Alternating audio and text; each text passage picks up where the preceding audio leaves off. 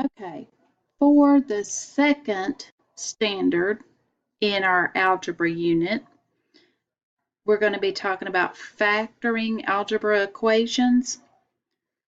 So the standard EE.2. Understand that rewriting an expression in different forms in a problem context can clarify the problem and how many quantities in it are related. Okay, so we're going to talk about some vocabulary first of all. Expanding an expression means removing the parentheses or other grouping symbols. You can use properties of operations such as the distributive property to do this. Then factoring an expression is the opposite of expanding an expression. It means you're going to find the greatest common factor of all the terms and then divide each term by the factor. Factored expressions use parentheses or other grouping symbols to show what has been factored out. And the greatest common factor of an expression can be a number or a variable, or an expression that includes numbers and variables. Okay, so here is an example. Okay, expand to find an equivalent expression. So we're simply just going to use the distributive property to simplify. So a -6 times a -7 is a +42. And then the -6 plus 2z is a -12z.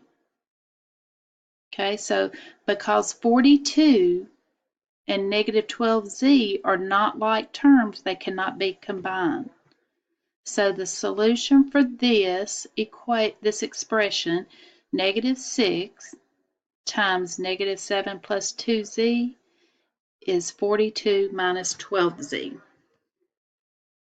Okay, so next we're going to talk about factoring an algebraic expression. So all numbers have factors. Okay, so 2 times 3 equals 6. 2 and 3 are your factors. Then expressions like x squared plus 4x plus 3 also have factors. All right, and if you see here, they have taken the x plus 3 and the x plus 1 and factored it out. And if you expand that, that equals x squared plus 4x plus 3. So let's look at another one if we're going to factor. So if we factor 2y plus 6, the first thing you're going to do is look and see what does 2y and 6 have in common. Okay, that's kind of easy. We know that 6 can be evenly divided by 2, so our common factor there is 2. Okay, so if we factor the 2 out, that is going to leave us with y plus 3. Okay, so then our answer is going to be 2 times y plus 3. And then if you check it by doing the distributive property, 2 times y is 2y plus 2 times 3 is 6. You would get 2y plus 6. Okay, factoring is also the opposite of expanding. Okay, so here is a picture of an equation that is expanded and then factored. Okay, so now let's look at factoring 3y squared plus 12y. All right, so if we look and see what we have in common here, if we look at the numbers, we know 3 and 12 have a common factor of 3. Okay, so we can pull the 3 out, and then we would have 3 times y squared plus 4y. But we can take it a step further. there's also a y in both of them, so I can take the y out as well. So if I take the 3y out, that's just going to leave me with 1y plus the 4. Okay, so we can factor the whole expression, 3y squared plus 12y, by taking the 3y out, and then it leaves you with y plus 4. And if you do the distributive property on the bottom here, you'll see 3y times y would be 3y squared plus 3y plus times a positive 4 is 12y. All right, so here's a hint for you to try to remember this when you're factoring.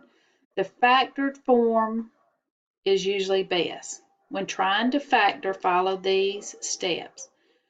Factor out any common terms. See if it fits any of the identities plus any more you may know. Then keep going until you can't factor anymore.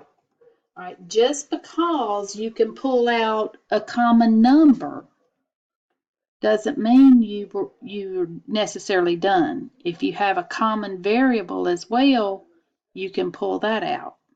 Okay, and then just like reducing fractions, after you've factored it down, you may be able to factor it down further.